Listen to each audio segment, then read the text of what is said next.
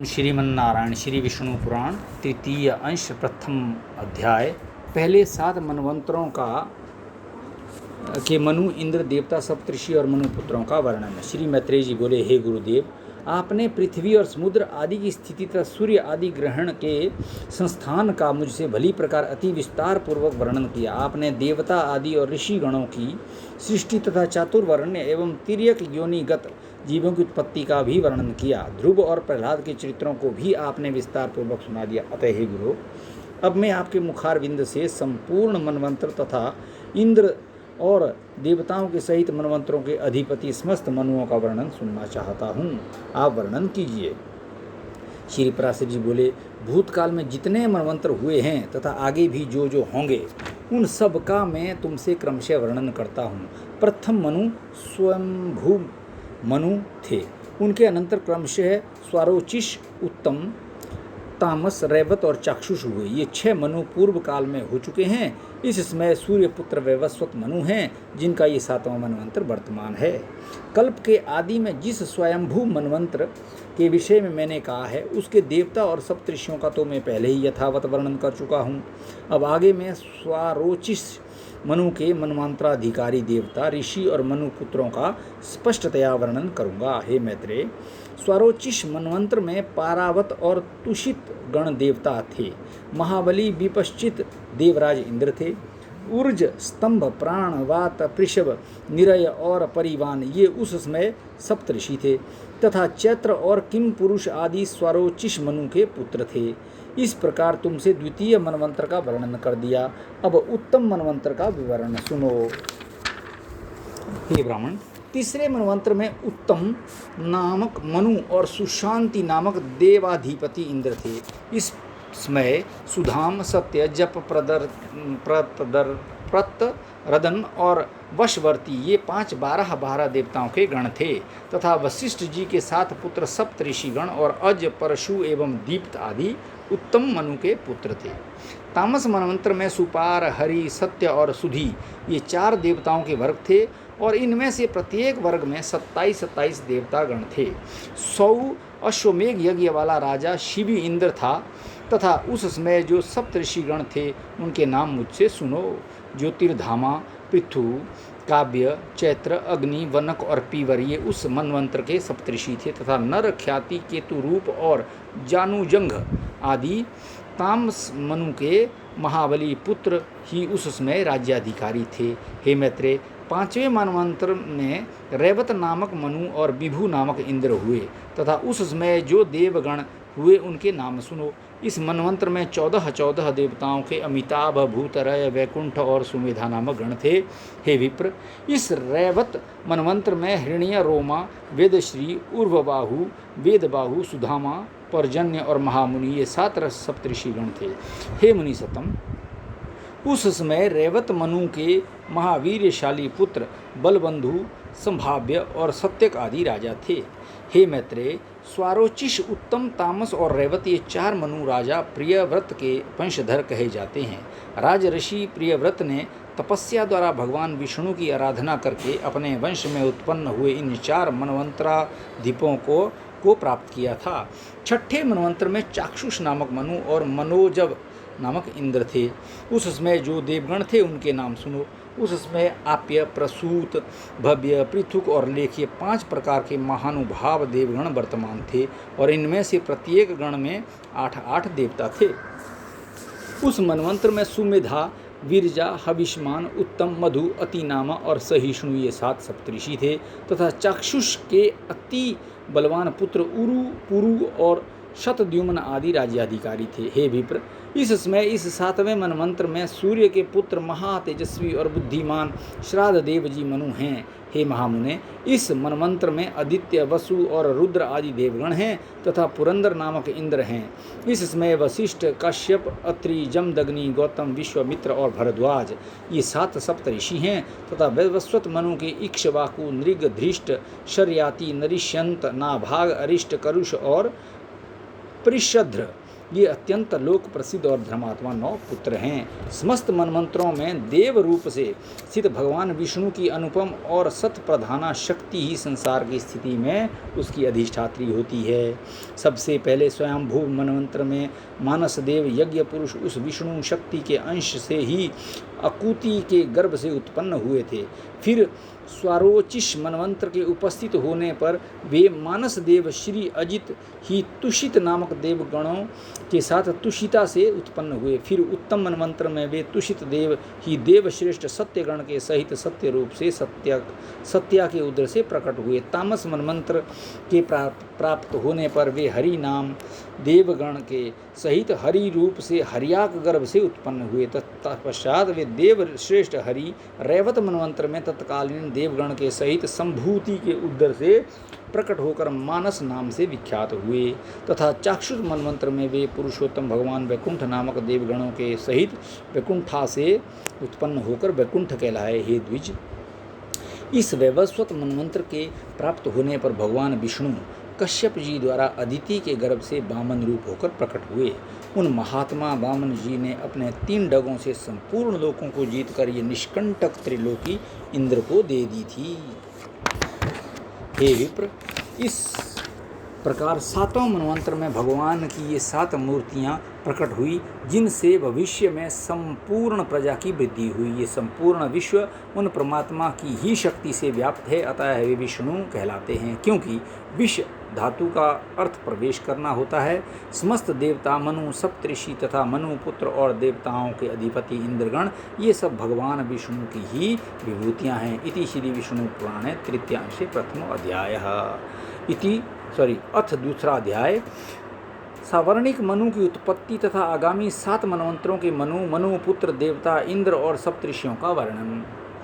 श्री मैत्रेय जी बोले, हे विप्रशे, आपने ये 7 अतीत मनवंतरों की कथा कही, अब आप मुझसे आगामी मनवंतरों का भी वर्णन कीजिए।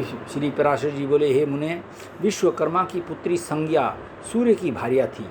उससे उनके मनु, यम और यमी 3 संतानें हुई। कालांतर में पति का तेज सहन न कर सकने के कारण संज्ञा छाया को पति की सेवा में नियुक्त कर स्वयं तपस्या के लिए वन को चली गई।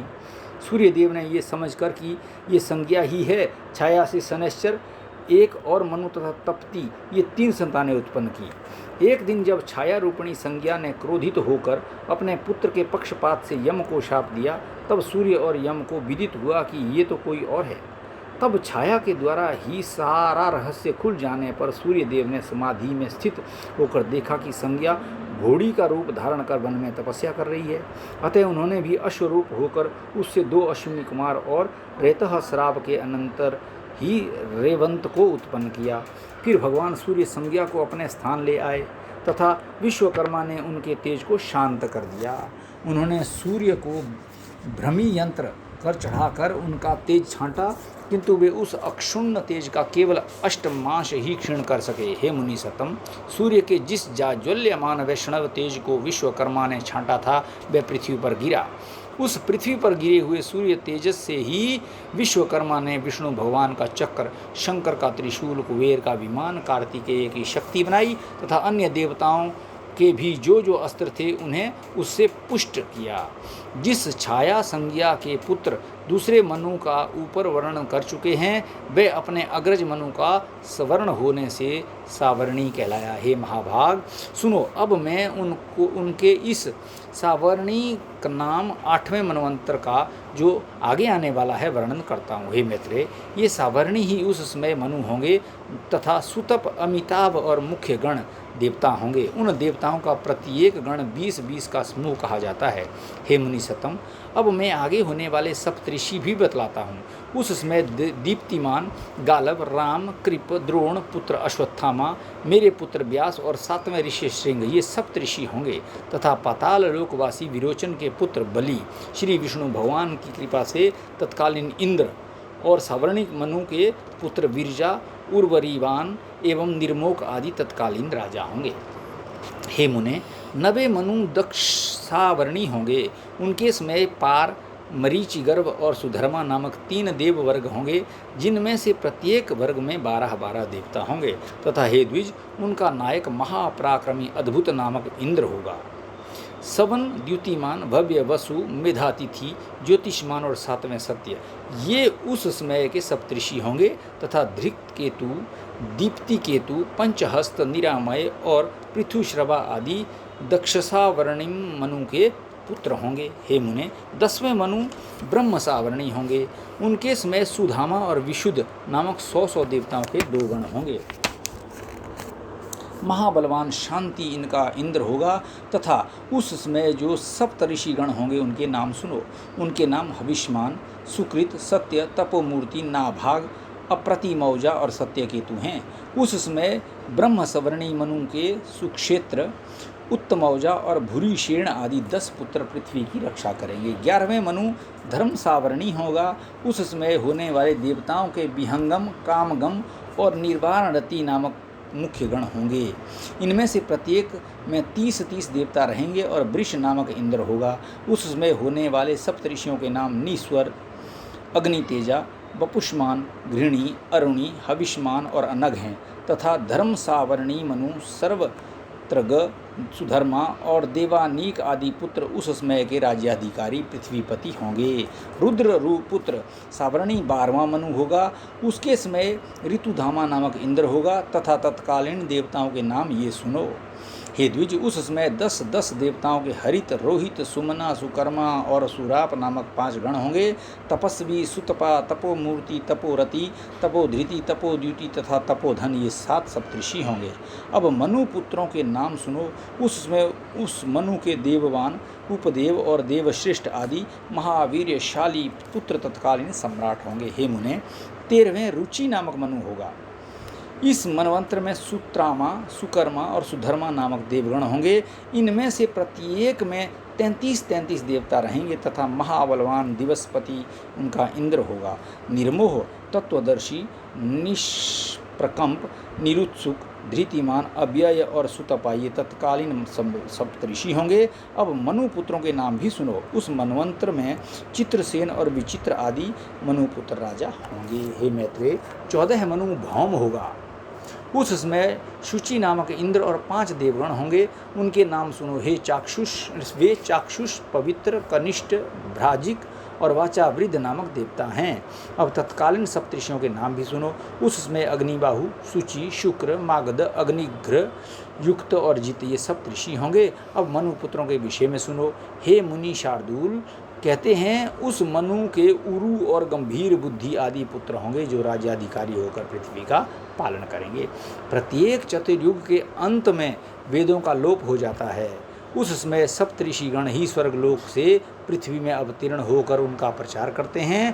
प्रत्येक सत्ययुग के आदि में मनुष्यों की धर्म मर्यादा स्थापित करने के लिए स्मृति शास्त्र के रचयिता मनु का प्रादुर्भाव होता है और उस मनवंतर के अंत पर्यंत तत्कालीन देवगण यज्ञ भागों से भोगते हैं तथा मनु के पुत्र और उनके वंशधर मनवंतर के अंत तक पृथ्वी का पालन करते रहते हैं। इस प्रकार मनु, सप्तऋषि, देवता, इंद्र तथा मनु पुत्र राजागण, ये प्रत्येक मनवंतर के अधिकारी होते हैं। हे द्विज, इन 14 मनवंतरों के बीत जाने पर 1 सहस्र युग रहने वाला कल्प समाप्त हुआ कहा जाता है।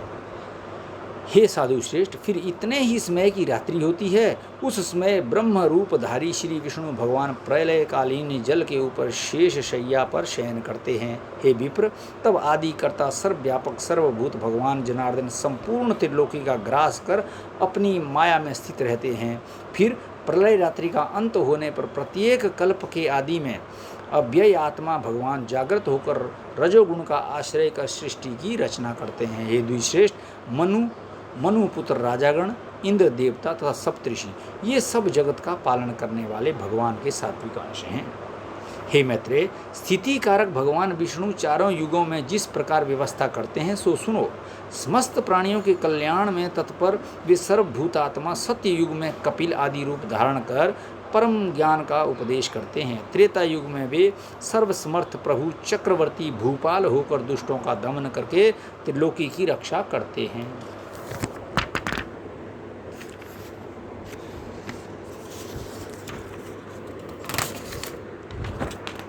तदंतर द्वापर युग में वे वेद व्यास रूप धारण कर एक वेद के 4 विभाग करते हैं और सैकड़ों शाखाओं में बांटकर उसका बहुत विस्तार कर देते हैं। इस प्रकार द्वापर में वेदों का विस्तार कर कलयुग के अंत में भगवान कल्कि रूप धारण कर दुराचारी लोगों को सन्मार्ग में प्रवृत्त करते हैं। कल्कि में इसी प्रकार अनंत आत्मा प्रभु निरंतर इस संपूर्ण जगत के उत्पत्ति, पालन और नाश करते रहते हैं। इस संसार में ऐसी कोई वस्तु नहीं है जो उनसे भिन्न हो। हे विप्र, इहलोक और परलोक में भूत, भविष्यत और वर्तमान जितने भी पदार्थ हैं वे सब महात्मा भगवान विष्णु से ही उत्पन्न हुए हैं। ये सब मैं तुमसे कह चुका हूँ। मैंने तुमसे संपूर्ण मनवंतरों और मनवंतराधिकारियों का वर्णन कर दिया है। कहो अब और क्या सुनाऊं। इति श्री विष्णु पुराणे 3य अंश 2य अध्यायः।